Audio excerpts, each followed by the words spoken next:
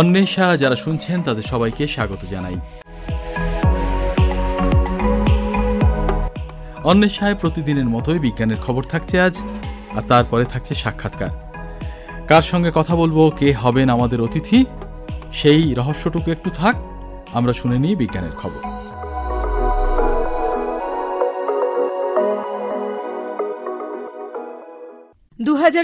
সালে জ্যোতির্বিজ্ঞানীরা পৃথিবী থেকে প্রায় 48 আলোকবর্ষ দূরে একটা এক্সোপ্ল্যানেট আবিষ্কার করেছিলেন, যার নাম দেওয়া হয়েছিল LHS 1140b। তখন সংগৃহীত তথ্য অনুসারে মনে করা হয়েছিল যে এটা একটা গ্যাসীয় পদার্থে তৈরি গ্রহ। গত বছরের ডিসেম্বর মাসে জেমস ওয়েব স্পেস টেলিস্কোপ আরও কিছু নতুন তথ্য সরবরাহ করেছে। এই নতুন তথ্যের ভিত্তিতে মন্ট্রিয়েল ইউনিভার্সিটির জ্যোতির্বিজ্ঞানীরা জানিয়েছেন যে এটা আসলে একটা সুপার আর্থ, অর্থাৎ ভবিষ্যতে প্রাণ সৃষ্টির সব রকম সম্ভাবনা এই গ্রহের পরিমণ্ডলে আছে। পৃথিবীর থেকে প্রায় 2 গুণ বড় এই এক্সোপ্ল্যানেট সূর্যের থেকে অনেকটাই ছোট একটা লাল বামন তারাকে কেন্দ্র করে ঘুরছে। এর পরিবেশ নাতিশীতোষ্ণ।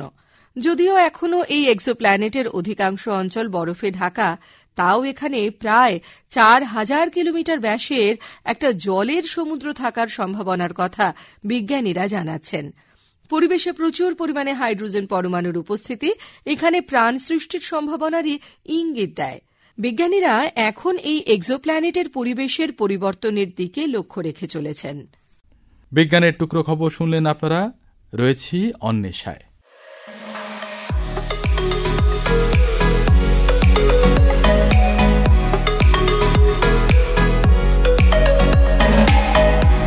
অন্বেষায় প্রতিদিনের মতোই আজকে আমরা ঢুকব সাক্ষাৎকারে, জানবো বিজ্ঞানের বিশেষ কিছু কথা।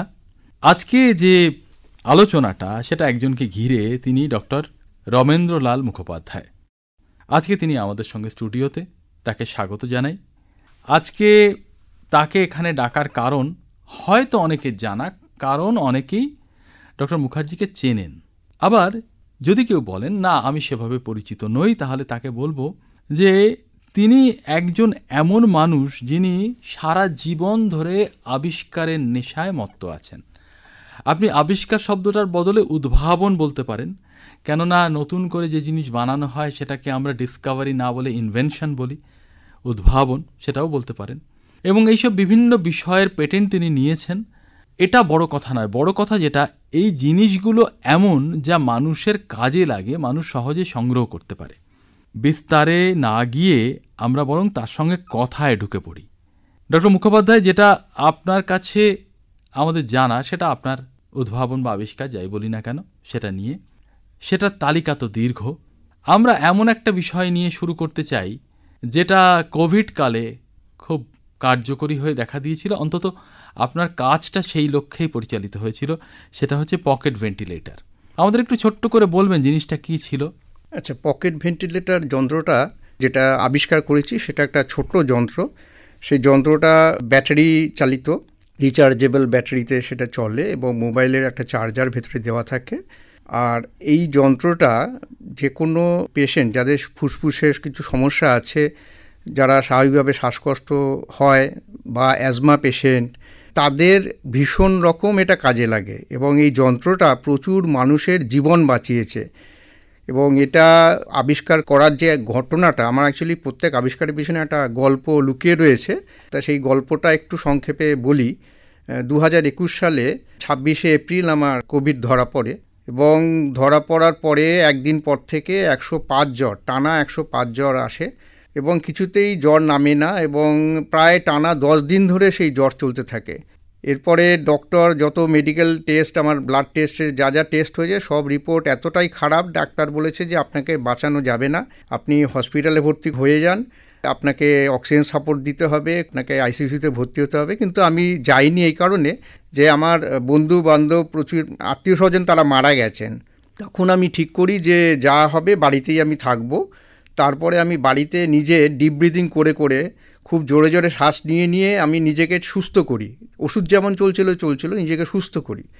যখন কিছুটা সুস্থ হই তারপরে আমি বুঝে গেছি এবার আমি প্রাণে মরবো না। যখন আমি বুঝতে পারি যে আমি আর প্রাণে মরবো না, তখন খাটে শুয়ে শুয়ে আমি ভাবি যে আজকে যে কষ্টটা আমি ভোগ করেছি সেই কষ্টটা অনেকে ভোগ করতে পারছে না এবং মারা যাচ্ছে, তারা হসপিটালে গিয়ে মারা যাচ্ছে। সেই পিরিয়ডে এমন একটা কন্ডিশন গেছে যে বাড়ির লোকেরা হসপিটালে বা নার্সিংহোমে পেশেন্টকে দিয়ে আসছে, বাড়ির লোককে বলছে আপনারা বাড়ি চলে যান, আপনারা এখানে থাকবেন না, এবং তারা জানতেও পারছিল না যে পেশেন্টের কী কন্ডিশন।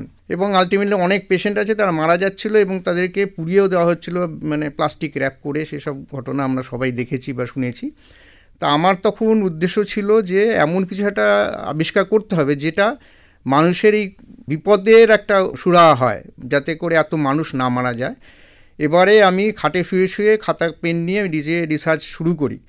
করতে করতে দেখলাম আমার প্রচুর জিনিস দরকার, কিন্তু সে সময় সমস্ত দোকানপাট বন্ধ। তখন আমি অনলাইনে জিনিসে অর্ডার দিই এবং দিন 15-20 পরে সমস্ত জিনিস চলে আসে। তারপরে একটা বড় টেবিলে আমি আমার ইলেকট্রিক্যাল কানেকশান করে টোরে শুরু করি। করতে করতে দেখা গেল একটা টেবিল ভর্তি হয়ে গেল জিনিসপত্রে, এবং ফাইনালি ওর আউটপুটটা ছিল মাস্ক। সেই মাস্কটা যখন আমি লাগালাম, অদ্ভুত কাণ্ড, তখন আমার ছিল 82 এরকম ছিল SpO2 লেভেল। সেটা প্রায় 3 মিনিটের মধ্যে প্রায় 98 পৌঁছে গেল। তা তখন আমি বুঝলাম যে জিনিসটা সত্যি খুব কাজের জিনিস হবে। সেই সময় আমার ছেলে ওখানে ছিল, তা ওকেও ডাকলাম যে তুই আয় তাহলে একবার দেখি তোর কীরকম অবস্থা, কারণ ওরা একই সিমটম হয়েছিল কিন্তু অতটা মারাত্মক হয়নি, এবং দেখা গেল ওরও খুব তাড়াতাড়ি রিকভার করলো। তো এই যে ঘটনাটা ঘটেছে, এটা করার পরে আমি ভাবছি যে এটা তো বিশাল একটা বড় বাক্স হবে, এটা মানুষ তো ক্যারি করতে পারবে না, এবং এটাকে খুব ছোট্ট ফর্মে নিয়ে আসতে হবে। তা তখন আমি কি করি, এটাই কী করে ছোট করা যায় সেটা নিয়ে চিন্তাভাবনা শুরু করি। এই করতে করতে আরও মাসখানেক পেরিয়ে যায়। আলটিমেটলি যেটা আমি বার করি সেটা একদম 350 গ্রামের মতন ওজন, এত হালকা, যেটা ব্যাটারি চালিত, মোবাইল দিয়ে চার্জ করা যায়, এবং খুব ভালো কাজ করেছে। যে এরকম প্রচুর মানুষ আছে যারা নর্মালি হাঁটতে পারছে না, বাড়ির ভেতরে তার রয়েছে, অক্সিজেন সাপোর্ট নিয়ে রয়েছে, তারা আজকে ওই যন্ত্র ব্যবহার করে তারা বাজারে যাচ্ছে, ব্যাংকে যাচ্ছে, অফিসে যাচ্ছে। তা এইটা আমার কাছে একটা বিরাট পাওনা যে মানুষকে অনেকটা উপকারে কাজে লেগেছে। শ্রোতা বন্ধুরা, আগেই বলেছি যে মানুষটির কথা আপনাদের সামনে বলছি, বা যিনি নিজেও কথা বলছেন তার কাজের সম্পর্কে, তার আবিষ্কারের বা আমি বলতে চাইছি উদ্ভাবনের তালিকাটা দীর্ঘ, এবং তার মধ্যে যে কি বিপুল বৈচিত্র্য আছে জানলেও আপনারা অবাক হয়ে যাবেন। আমি আরেকটার দিকে নজর ফেরাতে চাইছি যেটা বেশ মজার, সেটা হচ্ছে স্মল লাই ডিটেক্টর। আমরা লাই ডিটেকশন সম্পর্কে শুনেছি, সিনেমায় দেখেছি যে গোয়েন্দারা একটা সময়ের পরে হয়তো জোর দিয়ে বলেন যে লাই ডিটেক্টর মেশিনে বসাতে হবে এই যে অভিযুক্ত তাকে, এবং দেখতে হবে তিনি সত্যি সত্যি ওই অপরাধটা করেছেন কিনা। তো এইখানে দেখতে পাচ্ছি আমরা স্মল লাই ডিটেক্টর, এই ব্যাপারটা কীরকম? নর্মালি যে কনভেনশনাল লাই ডিটেক্টর হয় সেটাতে একটা বেসিক্যালি পেশেন্টকে বা যাকে করা হবে তাকে একটা ইঞ্জেকশন পুশ করা হয়, এবং যেটা করার জন্য সুপ্রিম কোর্টের পারমিশন লাগে। তার কারণ হচ্ছে যে যেটা পুশ করা হবে সেটা তাকে একটা স্টেজে নিয়ে আসা হয়, মানে অচৈতন্য অবস্থায় নিয়ে যাওয়া হবে, তারপরে তাকে কোশ্চেন করা হয়। কোশ্চেন করতে গিয়ে তারপরে দেখা যায় যে সে কোন কথাটা বলছে কোন কথাটা বলছে না, বা তার ভেতরে তখন অবচেতন মনে সে তখন আসল সত্যিটা বলবে। আমি যে যন্ত্রটা আবিষ্কার করি সেটা সম্পূর্ণ অন্যভাবে কাজ করে। সেটাতে একটা ছোট বাচ্চাদের দিয়ে যদি বোঝাই যে একটা ক্লাসে একটা দুষ্টু বাচ্চা, সে তার পাশের বন্ধুর পেন্সিল চুরি করেছে, একটা উদাহরণ দিচ্ছি যন্ত্রটা কীরকম। তা পেন্সিল চুরি করেছে, তাকে টিচার বলছে তুমি কি ওর পেন্সিল নিয়েছো? তো বলছে না নিইনি। বাড়িতে বাচ্চাটা গিয়ে কান্নাকাটি করছে, মা বলছে তোর পেন্সিল কোথায়, সেও বলতে পারছে না। তা এখন সেখানে যদি সেই বাচ্চাটাকে যদি এরকম হয়, ওই যন্ত্রটা একটা ছোট্ট ডিভাইস, সেই ছোট্ট ডিভাইসে হাতে কয়েকটা জায়গায় সেটা লাগিয়ে দিতে হবে, এবং লাগানোর পরে তারপরে ওকে চেনে বা না চেনে এমন কোনো একটা কেউ ওকে জিজ্ঞেস করা শুরু করলো, কিন্তু সে তাকে তার নাম, কোথায় থাকে ইত্যাদি ইত্যাদি সে প্রশ্ন করতে থাকবে। প্রশ্ন করতে করতে যখন হঠাৎ করে জাস্ট পেন্সিল কথাটা বলবে, সঙ্গে সঙ্গে ডিফ্লেকশন নড়ে যাবে, এবং মানে ও মুখে যতই প্রকাশ করুক কিন্তু ওখানে মেশিন দেখিয়ে দেবে সেই পেন্সিলের সঙ্গে তার লিঙ্ক রয়েছে এবং সেটাও নিয়েছে, সেটাই ধরা পড়ে যাবে আর কি। আপনারা যে দুটো উদ্ভাবনের কথা শুনলেন তার বাইরেও অনেক উদ্ভাবন আছে, কিন্তু শুনতে শুনতে এটুকু আপনারা আন্দাজ করতে শুরু করেছেন যে এই মানুষটি, এই উদ্ভাবক, তার সঙ্গে ইঞ্জিনিয়ারিংয়ের যোগ আছে, প্রযুক্তির যোগ আছে। তো সেই যোগের কথায় চলে যাই। আপনি নিজে তো একজন কোয়ালিফাইড ইঞ্জিনিয়ার এবং দীর্ঘদিন বিভিন্ন সংস্থায় কাজ করেছেন। অবশ্য দীর্ঘদিন শব্দটা না বলে বোধহয় 14 বছর কাজ করেছি। স্বল্প দিন বলাটা ঠিক হবে। একটু যদি বলেন আপনার এই ইঞ্জিনিয়ারিং এর পথ চলাটা, পড়াশোনা এবং তারপরে কাজ? অ্যাকচুয়ালি আমি সেটা করতে গেলে আমি জাস্ট একটা মানে আমার শুরুটা বলতে হয় এইভাবে যে আমি পড়াশোনা করেছি শিবপুর SSPS বিদ্যালয় থেকে, এবং সেখান থেকে আমি মাধ্যমিক পাশ করি। করার পরে আমি দীনবন্ধু কলেজ আছে আমাদের ওখানে, সেখানে আমি ক্লাস 12 পাশ করি। তারপরে যাদবপুর ইউনিভার্সিটিতে ইলেকট্রনিক্স অ্যান্ড টেলিকমিউনিকেশন ইঞ্জিনিয়ারিং পাশ করি। তারপরে আমি একটা সংস্থায় যোগ দিই, সেটা হচ্ছে মেডিকেল একটা ইনস্ট্রুমেন্টেশনের অর্গানাইজেশন, সেখানে যোগ দিই। সেখানে প্রায় 1-1.5 বছর চাকরি করি। তারপরে HCL এর সংস্থায় যোগ দিই, সেখানে আমি engineer, senior engineer, area manager, তারপরে রিজিওনাল ম্যানেজার, এইভাবে আমি প্রমোশন পেতে থাকি। কিন্তু আমার আবিষ্কারের ঘটনা লুকিয়ে রয়েছে সেই ছোটোবেলা থেকে। ছোটোবেলায় আমি 4 বছর বয়সে এমন কিছু আমার জীবনে ঘটনা ঘটেছিল যেটা আমাকে আবিষ্কারের নেশায় ডুবিয়ে রেখেছিল, এবং যে কারণে একটা জিনিস আবিষ্কার করতে হবে, সেই আবিষ্কার করার নেশাতে আমি আলটিমেটলি চাকরিটা ছেড়ে দিয়ে একদম পুরোপুরি আমি নিজের মতন করে গবেষণা শুরু করে দিই। এবং করার জন্য যে চাকরি ছেড়ে দিয়েছি, এবং সেটা প্রায় 14 বছর, যে আমি বলছিলাম চাকরির জীবনে, সেই 14 বছর জীবনে চাকরি ছেড়ে দিয়েছি। ছেড়ে দিয়ে বাকি কাজটা করেছিলাম, মানে সেটা বলতে গেলে আমি মাইক্রোস্কোপ, এটা সবাই মোটামুটি জানে, যেটা সারা পৃথিবীর লোকই জানে। মাইক্রোস্কোপ একটা ছোট্ট ডিভাইস, যে ডিভাইসটা পকেটে নিয়ে ক্যারি করা যায়, যেটা খুবই ছোট, হালকা এবং অসাধারণের ইমেজ কোয়ালিটি, যেটা দিয়ে মাইক্রোস্কোপিক ফটোগ্রাফ তোলা যায় ইত্যাদি, এর অনেক গুণ আছে এটাতে। তা সেই যন্ত্রটা আবিষ্কার করব, মানে সেইটার জন্য আমি কিন্তু চাকরিটা ছেড়ে দিই। তখন আমি যখন চাকরিটা ছাড়ি, তখন কিন্তু আমার আদার্স অতটা ছিল না যে আমি একটা বা একটা আবিষ্কার করতে থাকবো। কিন্তু যখন আমার প্রথম আবিষ্কার কমপ্লিট হয় 1997-এ, আমি চাকরিটা ছাড়ি 25 ডিসেম্বরে, এবং 1998-এর 5 মে আমার আবিষ্কার কমপ্লিট হয়, যে মাইক্রোস্কোপের কথা বলছি। কিন্তু যেটা কাজ শুরু করেছিলাম যখন আমি ক্লাস 7-8-এর স্টুডেন্ট, সেই সময় থেকে আমি একটা যন্ত্র বানাবো বলে কাজ শুরু করি। সেটা নিয়ে যদি দু একটা কথা বলি, সেটা হয়তো দর্শক বন্ধুদের ভালো লাগবে। আমি খুব ছোট ছিলাম তখন, ক্লাস 7-8-এ পড়ি। তা আমার দাদা আমাকে দুটো লেন্স দিয়েছিলেন, যে লেন্স দুটো নিয়ে আমি খেলার ছলে খেলছিলাম। একটা লেন্স দূরে, একটা লেন্স কাছে, এবং আমার সামনে একটা নিউজ পেপার বা একটা বইয়ের পাতা কিছু খোলা ছিল। তা হঠাৎ করে নাড়াতে দেখি যে লেখাগুলো অনেক বড় হয়ে গেছে। তো আমার কাছে খুব কৌতূহল লাগলো, কিন্তু পরমুহূর্তে দেখলাম যে জিনিসটা ভ্যানিশ হয়ে যাচ্ছে, উধাও হয়ে গেল, কিন্তু আবার অনেকক্ষণ পরে চলে আসছে। কিন্তু কেন হচ্ছে আমি নিজে বুঝতে পারলাম যে আমার হাতের পজিশনটা কোনো একটা জায়গায় চেঞ্জ হলেই কিন্তু লেখাগুলো চলে যাচ্ছে। কিন্তু লেখাটা যখন আসছে খুব পরিষ্কার আসছে, উল্টো কিন্তু বড়।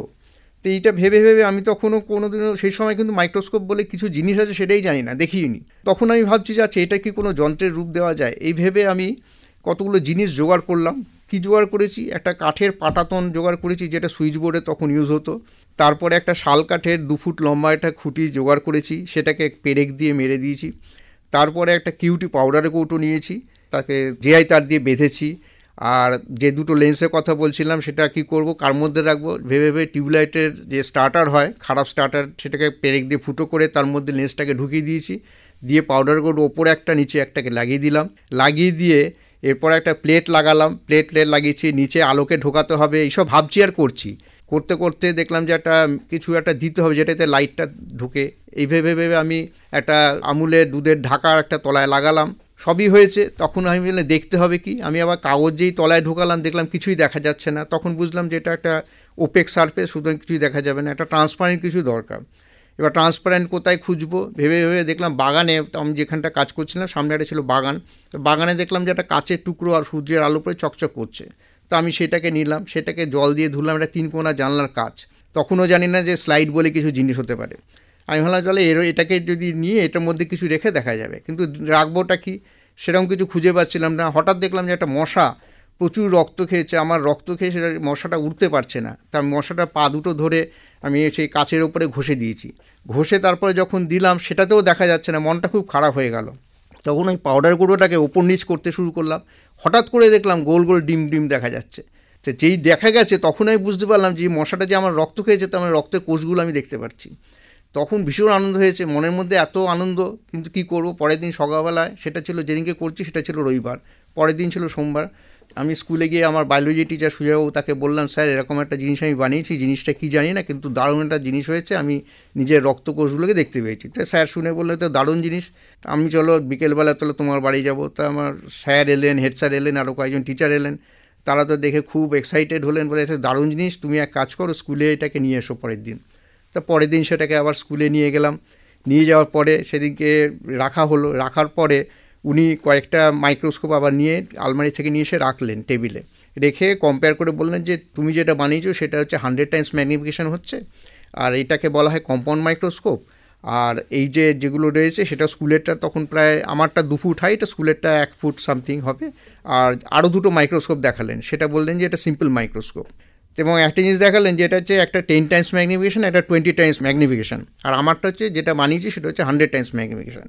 এরপরে উনি একটা জিনিস আমাকে বলেছিলেন যে এই যে দেখছো যে তুমি 10 টাইমস 20 টাইমস, এরপরে এই যে দেখছো তুমি 100 টাইমস বানিয়েছো এবং এটা তুমি না জেনে নিজের মতন করে বানিয়েছো, এটা অলরেডি ইনভেন্টেড। তা কিন্তু ব্যাপারটা হচ্ছে এরকম যে এই যে দুটোর মাঝামাঝি আজ অবধি কেউ আবিষ্কার করতে পারেনি, যে কেউ যদি অন্য কোনো পদ্ধতি কিছু অবলম্বন করে করা যায় সেরকম কেউ করতে পারেনি আর করতে পারবেও না, কারণ বিজ্ঞানে সেরকম কিছু কেউ পারেনি আর কি।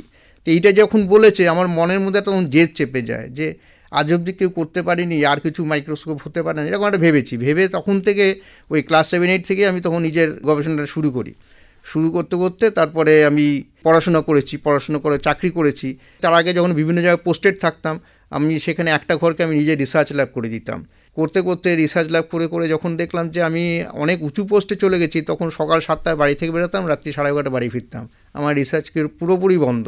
তখন আমি ভাবলাম যে আমি যদি না করি তাহলে পৃথিবীতে কেউ জানতে পারবে না যে অন্যভাবে কিছু একটা করা যায় বলে। তখন আমি চাকরিটাকে ছেড়ে দিয়ে আরও প্রায় 5 মাস পুরো আরও গবেষণা করলাম, করে আমি আমার রিসার্চ কমপ্লিট করে বললাম যেটা নাম দিলাম মাইক্রোস্কোপ। তখন সারা পৃথিবীর লোক জানলো যে এরকম একটা ডিভাইস হতে পারে বলে, এবং আমি ভারত সরকারের পক্ষ থেকে ন্যাশনাল অ্যাওয়ার্ড পাই, বেস্ট সায়েন্টিস্ট অ্যাওয়ার্ড পাই, ইন্টারন্যাশনাল অ্যাওয়ার্ড পাই। তারপরে একটার পর একটা আমার আবিষ্কার চলতে থাকে।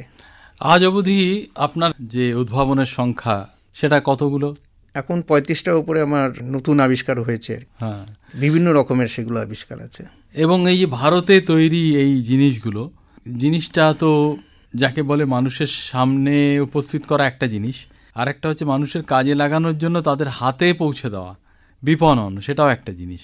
তো এগুলোর ম্যানুফ্যাকচারিংয়ের জন্য আপনারা বা আপনি নিজে কি করেছেন? হ্যাঁ, আমি নিজের আমার সংস্থা আছে, সেই সংস্থাতেই সেখানে ম্যানুফ্যাকচারিং হয়, কিন্তু বেশি লার্জ স্কেলে সেটা করা যায়নি।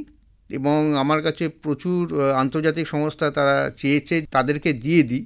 এই ধরুন পকেট ভেন্টিলেটরের কথাই যদি বলি, প্রচুর বিদেশি সংস্থা তারা আমার সঙ্গে যোগাযোগ করেছে, তারা বানাবে, কিন্তু আমি এখনও তাদেরকে কিছুই দিইনি। তার কারণ হচ্ছে আজকে আমি 10,000 টাকায় এটা তুলে দিচ্ছি, কিন্তু সেটা যখনই আমি বিদেশি সংস্থাকে হাতে তুলে দেবো তখন সাধারণ মানুষ কিন্তু কিনতে পারবে না, একটা পার্টিকুলার ক্লাসের লোক কিনতে পারবে এবং তারা 2.5 থেকে 3 লাখ টাকায় বিক্রি করবে। সেই জন্যই আমি তাদেরকে দিচ্ছি না।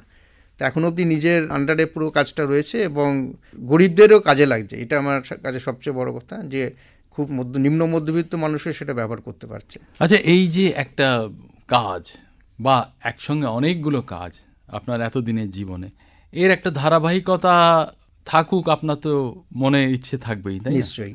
এবার সেটা আপনার সন্তানের মাধ্যমে হোক বা আপনার পছন্দের কোনো গোষ্ঠীর মাধ্যমে হোক, যেহেতু আপনি নিজে বিজ্ঞান আন্দোলনের সঙ্গেও জড়িত থেকেছেন বিভিন্ন সময়, তো সেইটা কিভাবে ছড়িয়ে দেওয়ার চেষ্টা করেছেন? এই উদ্ভাবনের নেশা বা এই কাজগুলোর প্রতি যে একটা টান, সেটা কীভাবে ছড়ানো আদৌ যায় কিনা আমরা জানি না, তবু কীভাবে করেছেন আপনি? আমি বিভিন্ন জায়গায় যাই, আমাকে ডাকে, বিভিন্ন ইউনিভার্সিটিতে যাই, বিশেষ করে যারা রিসার্চ করছে তাদেরকেও বলি যে আমাদের গবেষণাটাকে ইউনিক গবেষণা হিসাবে করতে হবে। শুধু বই পড়লাম কি কয়েকজন পিএইচডি যে গাইড করছে তার কথা শুনে আমি কাজটা করলাম, বা প্রথাগতভাবে পিএইচডি করলাম, সেখানে না দাঁড়িয়ে থেকে, বা যারা এমনি পিএইচডি অবধি যেতে পারছে না, যারা শুধু ইঞ্জিনিয়ারিং করেছে, কি নর্মাল বিএসসি করছে, কি এমএসসি করছে, তারাও সেই কাজটা করতে পারে। অ্যাকচুয়ালি আমি সবাইকে সেটাই বুঝাই যে কাউকে ভাবতে হবে একদম গভীরে গিয়ে, যে কোনো একটা বিষয়কে নিয়ে আগে তো বুঝতে হবে সমস্যাটা কোথায়। সেই সমস্যাটা তার লোকালিটির সমস্যা হতে পারে, পরিবেশের সমস্যা হতে পারে এবং গ্লোবাল সমস্যা হতে পারে। সমস্যাটাকে আগে চিন্তা করতে হবে এবং অভিনব পদ্ধতিতে ইকোনমিক ওয়েতে কীভাবে সেই সমস্যাটাকে সমাধান করা যায় সেটাকে ভাবতে হবে। সেই ভাবনাটা যতক্ষণ না আসবে ততক্ষণ পর্যন্ত কিন্তু নতুন আবিষ্কার হবে না। এবং আমি সবাইকে সেটাই বোঝাতে চাই যে কিছু চিন্তা করো নতুনভাবে। এবং এখন যেটা দেখা যায় যে বেশিরভাগ মানুষ কী করে, গুগল সার্চ করে, যেটা করলে কী হবে, গুগল সার্চ করছে, ইউটিউব দেখছে, এর সলিউশন নেই, সুতরাং সেখানে কিন্তু তার নতুন ভাবনা চিন্তা একদমই চলে গেল। তা আমি সেটা একদমই বারণ করছি সবাইকে যে যখনই কোনো মাথায় চিন্তা আসবে আগে নিজেকে ভাবুক এর কি হতে পারে সলিউশন। হতে পারে যে আগে কেউ করে গেছে, কিন্তু তাকে তো নিজেকে একটু ভাবতে হবে। সেই ভাবনাটা যদি নিজের মধ্যে থেকে আসে তখন কিন্তু তার ভাবনার পাওয়ারটাও বেড়ে যাবে। সে নতুন করে ভাবতে পারে যে কিভাবে আমি এগোতে পারবো। প্রথমে হয়তো ভুল হবে এবং সে ভুল পথে এগোলো, তারপর অনেক দূর গিয়ে বুঝতে পারলো আমার গতিপথটা ভুল, তখন তাকে আবার অন্য পথে এগোতে হবে। কিন্তু একটা সময় সে এমনই হবে, আজকে আমি অনেক আবিষ্কার করে করে আমি যেটা বুঝতে পারছি যে আমি একটা সামনে ভাবনাটাকে আমি বুঝতে পারি আমাকে কোন রাস্তায় গেলে আমার সঠিক রাস্তা হবে, আমার গবেষণার পথটা কোন দিকে গেলে সঠিক হবে, সেটা আমি যেহেতু দীর্ঘদিন ধরে গবেষণা করে আসছি ছেলেবেলা থেকে, সেটা আমি বুঝতে পারি এবং সেইটা আমি চেষ্টা করি সবাইকে বোঝাতে যে তোমরা গুগল ইউটিউব এগুলোকে কম ঘাটো, ঘেটে নিজের মতন করে ভাবো। নিজের মতন যত ভাববে তত নতুন আবিষ্কারের দিকে একটা যাবে। এবং আমি চাই অনেক ইঞ্জিনিয়ার কেন এমনি মানুষও নতুন করে ভাবুক, নতুন আবিষ্কার করুক। আপনার যে আবিষ্কারের তালিকা তার মধ্যে আরও দু একটা আকর্ষণীয় নাম আমাদের চোখে পড়ছে। যেমন একটার নাম হচ্ছে সানশাইন রেকর্ডার।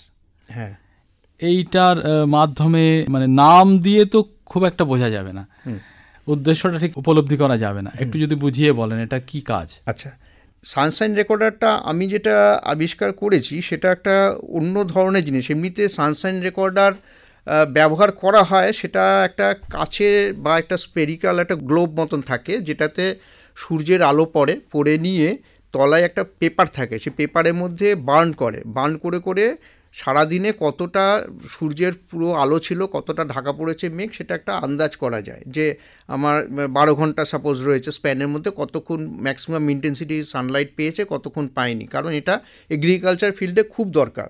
কিন্তু কটার থেকে কটা, কতক্ষণ আকাশে মেঘ, কতক্ষণ আলো, সেটা কিন্তু তার কোনো রেকর্ড থাকে না। আমি যেটা আবিষ্কার করেছিলাম সেটাতে একদম মানে মিনিট সেকেন্ডে দেখিয়ে দেবে যে টোটালে যে সারাদিনে 12 ঘন্টার মধ্যে কতক্ষণ সূর্যের আলোটা কতক্ষণ ছিল সেটা। এবং সেটা যাতে করে এগ্রিকালচারের ওদের অ্যানালিসিস করতে অনেক সুবিধা হয়। আচ্ছা, এই যে বিভিন্ন উদ্ভাবন, এটা তো সত্যি নানা রকম বিজ্ঞানের শাখা এসে মিশছে এইসব উদ্ভাবনে। তো আপনি নিজে মূলত একজন ইঞ্জিনিয়ারিংয়ের পড়াশুনো করেছেন, চাকরি করেছেন, কাজটাও যেটা করছেন এই উদ্ভাবনের জন্য সেটাও ইঞ্জিনিয়ারিং। এছাড়াও অন্যান্য পড়াশুনোগুলো তো আপনাকে করতে হয়, তাই তো? তাছাড়া তো হয় না, সম্মেলন একটা ছাড়া তো হয় না।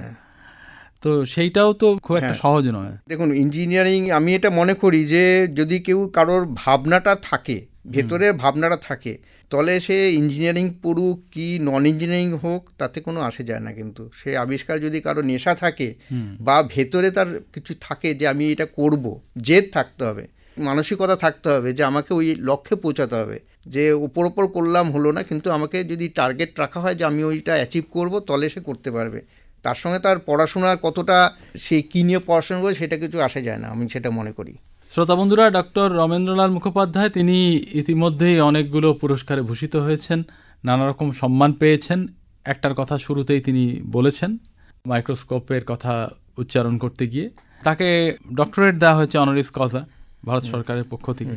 তো কেমন ছিল সেই অনুষ্ঠানটা, মানে আপনাকে কিভাবে বরণ করা হলো, একটু সেটাও শুনতে চাইব আমরা। আচ্ছা, এটা সংক্ষেপে একটু জাস্ট বলি। 1998-এ যখন আমি প্রথম মাইক্রোস্কোপটা আবিষ্কার করি এবং সেটা প্রচুর হইচই পড়ে যায় সারা বিশ্ব জুড়ে, এবং 2000 সালে আমার আবিষ্কারটা আন্তর্জাতিক স্বীকৃতি পায়। তখন প্রধানমন্ত্রী ছিলেন অটল বিহারী বাজপেয়ী, KR নারায়ণ ছিলেন রাষ্ট্রপতি, এবং ওনাদের কাছেও খবরটা পৌঁছায় এবং আমার সঙ্গে সে সময় চিঠিতে অনেক যোগাযোগও আসে।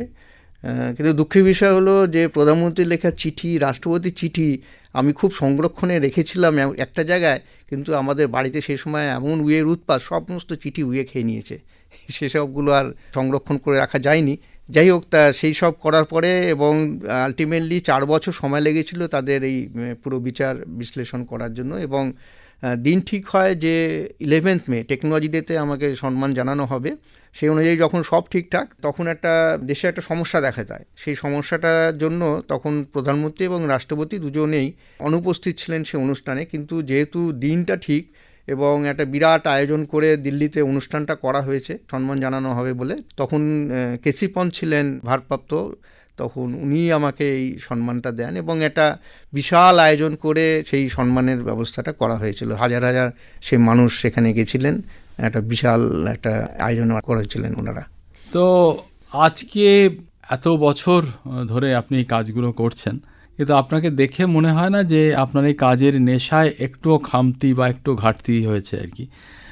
তো এরপর নিশ্চয়ই আরও পরিকল্পনা আছে যে যতদিন সবল থাকবেন, যতদিন কর্মক্ষম থাকবেন, আপনি আরও কাজ করবেন। নিশ্চয়ই।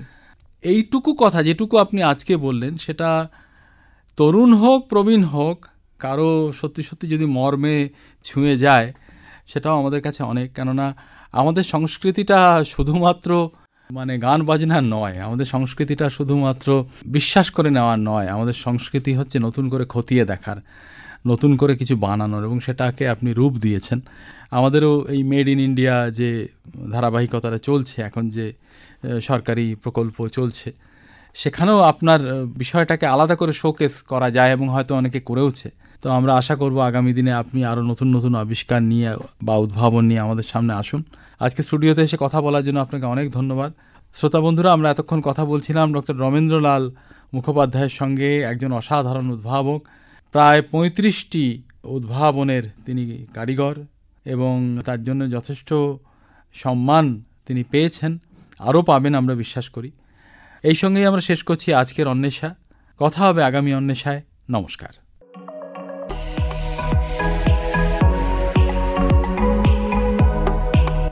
এর সঙ্গে শেষ হলো আজকের সাপ্তাহিক বিজ্ঞান পত্রিকা অন্বেষা। সম্পাদনা মনোজ কর, প্রযোজনা ডক্টর মানস প্রতিম দাস, পরিবেশনায় আকাশবাণী কলকাতা কেন্দ্রের বিজ্ঞান বিভাগ।